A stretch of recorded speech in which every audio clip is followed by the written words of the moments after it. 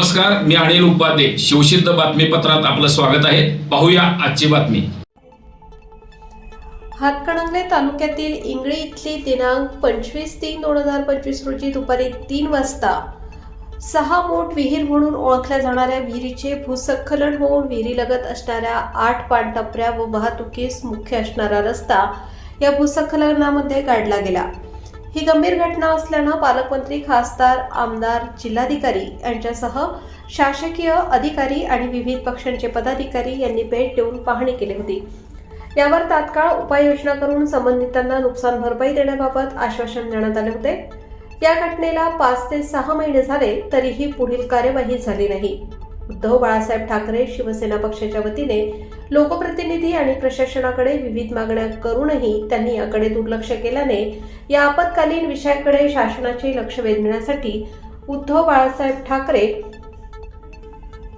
शिवसेना पक्षाचे शाखा प्रमुख केशव पाटील आणि गावातील सहकारी, माता भगिनी, तरुण मंडळे, सर्व संस्थांचे पदाधिकारी यांना बरोबर घेऊन मुख्य कार्यकारी अधिकारी, जिल्हा परिषद, जिल्हाधिकारी, अप्पर तहसीलदार इचलकरंजी यांना निवेदन दिले असून 25 जानेवारीपर्यंत योग्य कारवाई न झाल्यास 26 जानेवारी रोजी गाव बंद ठेवून याच विहिरीत जलसमाधी घेऊन आंदोलन करणार असल्याचे निवेदन देण्यात आले आहे.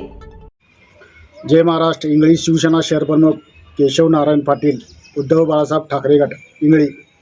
26/1/2026 रोजी 6 मोठी विहीरमध्ये जलसमाधी आंदोलन करण्याबाबत विषय अनुसरून मी खालील सह्या करणारे नागरिक व महिला आपणास निवेदन देत आहोत की 25/3/2025 रोजी इंगळी तालुका हातकणंगले येथे दुपारी 3 वाजता 6 मोठी विहीर म्हणून ओळखल्या जाणाऱ्या विहिरीचे भूस्खलन होऊन विहिरीलगत असणाऱ्या 8 पाणटपऱ्या, वाहतुकीचा मुख्य रस्ता भूस्खलनामध्ये गाडला गेला.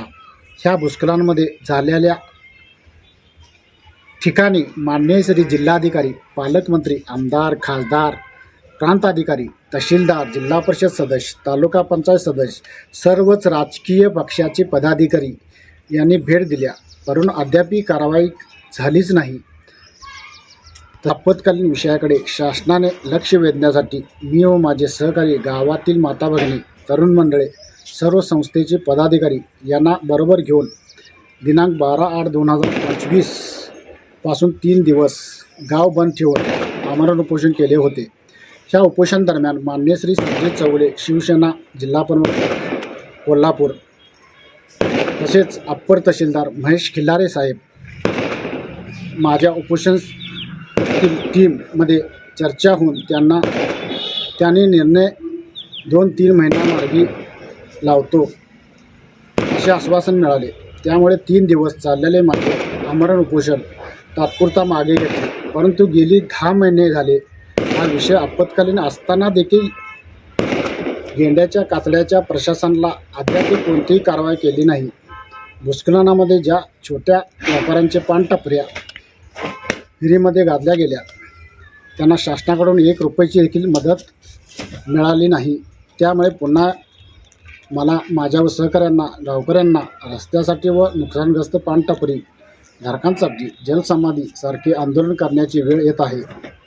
26/1/2026 पर्यंत प्रत्यक्ष कामाला सुरुवात न झाल्यास भूस्खलन जबाबदार असणारे कॉन्ट्रॅक्टदार, किशोर दामदार त्यांच्यावर कारवाई न झाल्यास पाणटपरी धारकांना प्रशासनाकडून भरीव आर्थिक मदत न मिळाल्यास आम्ही 26/1/2026 रोजी गाव बंद ठेवून 6 मोठी विहिरीमध्ये आम्ही खाली सह्या करणारे सर्वजण जलसमाधी आंदोलन करणार आहोत. याची सर्व जबाबदारी प्रशासनाने घ्यावी ही विनंती. जय महाराष्ट्र.